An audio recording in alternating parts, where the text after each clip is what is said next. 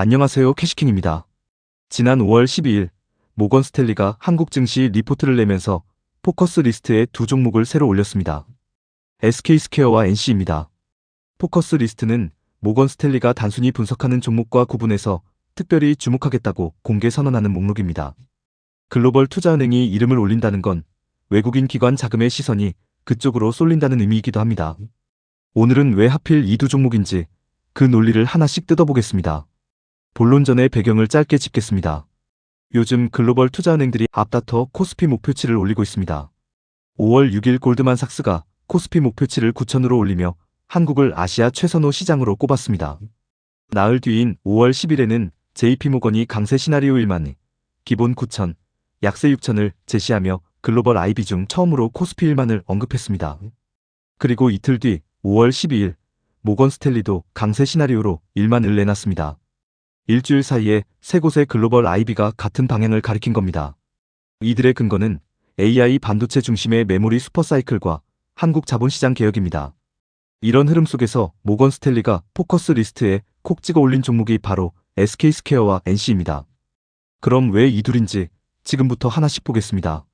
SK스퀘어는 올해 1분기 연결 기준 영업이익이 8조 원을 넘었습니다.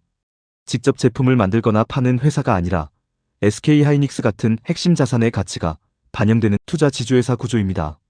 AI 반도체 붐이 터지면서 SK하이닉스가 폭발적으로 성장하자 그 수혜가 고스란히 SK스퀘어로 흘러들어온 겁니다. 그런데 SK스퀘어는 단순히 하이닉스 지분만 들고 있는 회사가 아닙니다. 11번가, 팀의 모빌리티 등의 자회사와 함께 커머스 플랫폼 모빌리티 사업도 운영하고 있습니다. 팀의 모빌리티는 AI 에이전트 출시 후 이용자 수가 515만 명에 달하며 흑자 전환에 성공했고 11번가도 오픈마켓 부문에서 처음으로 흑자를 달성했습니다. 하이닉스만 잘 나가는 게 아니라 나머지 자산들도 조금씩 체질이 바뀌고 있다는 뜻입니다. 여기에 싱가포르에 설립한 해외 투자법인 TGC 스퀘어를 통해 미국과 일본의 AI 반도체 소재 부품 장비 스타트업에도 투자를 이어가고 있습니다. 지금 있는 걸 잘 관리하면서 미래 먹거리도 동시에 심어나가는 구조입니다. 그렇다면 왜 지금 이 시점에 모건 스탠리가 주목하는 걸까요? 핵심은 기관 투자자들의 수요 구조에 있습니다. SK스퀘어는 SK하이닉스와 주가 상관계수가 98%에 달합니다. 사실상 하이닉스와 같이 움직인다는 뜻입니다. 그런데 주식형 펀드는 규정상 단일 종목을 포트폴리오에 10% 이상 담을 수 없습니다. 하이닉스 주가가 급등하면서 이미 많은 펀드에서 비중 한도에 걸렸고 하이닉스를 더 담고 싶어도 담지 못하는 기관들이 SK스퀘어로 눈을 돌리는 이유가 여기 있습니다. 마지막으로 주주환원입니다. SK스퀘어는 2026년부터 현금 배당 2천억 원과 자사주 매입 1,100억 원, 합계 3,100억 원 규모의 주주환원을 실시하기로 결정했습니다. 2023년 첫 주주환원을 시작한 이후 지금까지 자사주 취득 7,100억 원, 소각 6,100억 원에 달합니다. 주식수가 줄어들수록 남은 주식 한 주의 가치는 올라갑니다. 하이닉스 성장의 과실이 배당과 자사주 소각을 통해 주주에게 직접 전달되는 구조가 완성된 셈입니다. 물론 한계도 명확합니다. 자산 대부분이 하이닉스에 집중되어 있는 만큼 반도체 업황이 꺾이는 순간 SK스퀘어도 같은 방향으로 움직입니다. 분산 투자처럼 보이지만 실질적으로는 하이닉스 방향성에 집중 베팅하는 구조라는 점을 반드시 인식해야 합니다. 반면 NC소프트는 최근 몇 년간 기대보다 아쉬운 모습이 많았습니다. 리니지 매출이 서서히 줄어들고 신작은 번번이 기대에 못 미쳤습니다. 그런데 2026년 1분기 실적이 완전히 달랐습니다. 매출 5,574억 원, 영업이익 1,133억 원입니다. 전년 동기와 비교하면 매출은 55%, 영업이익은 20배 이상 뛴 수치입니다. 두 타이틀이 동시에 터진 결과입니다. 아이오니의 1분기 매출이 1,368억 원, 리니지, 클래식이 835억 원으로 두 게임만 합쳐서 2천억 원이 넘는 매출을 만들었습니다. 리니지 클래식은 출시 90일 만에 누적 매출 1,924억 원을 찍었고 PC게임 매출 3,184억 원은 NC 역사상 분기 최대 기록입니다. 더 주목할 건 트래픽 흐름입니다. 보통 게임은 출시 직후 반짝하고 빠지는 경우가 많습니다.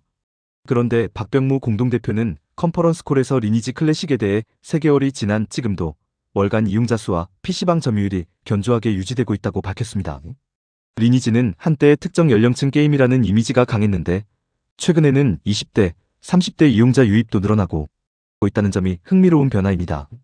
진짜 승부는 2분기 이후에 있습니다.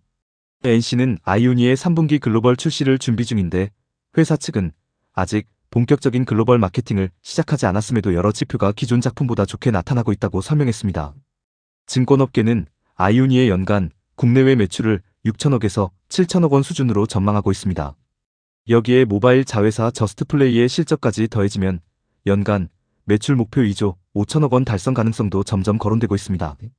다만 게임 업종 특성상 리스크도 명확합니다. 아이오니의 글로벌 흥행이 국내만큼 이어질지는 실제 출시 이후를 지켜봐야 하고 리니지 클래식의 트래픽이 2분기 이후에도 유지될 수 있는지도 중요한 변수입니다. 모건 스탠리가 주목했다는 사실 자체가 실적 지속성을 보장하는 것은 아닙니다. 오늘 핵심만 다시 정리합니다. 모건 스탠리가 5월 12일 한국 증시 포커스 리스트에 SK스퀘어와 NC를 올렸습니다. SK스퀘어는 하이닉스를 더 담고 싶어도 못 담는 기관들의 우회로이자 자사주 소각과 배당이 맞물린 주주환원 구조입니다. NC는 1분기 영업이익 20배라는 숫자와 아이오니 글로벌 출시를 앞둔 성장 스토리가 편입 배경입니다. 두 종목 모두 논리는 명확하지만 리스크도 그만큼 구체적입니다. 오늘 내용이 투자 판단에 도움이 되셨다면 좋겠습니다. 캐시킹 구독과 좋아요, 알림 설정으로 투자의 방향을 잡으세요.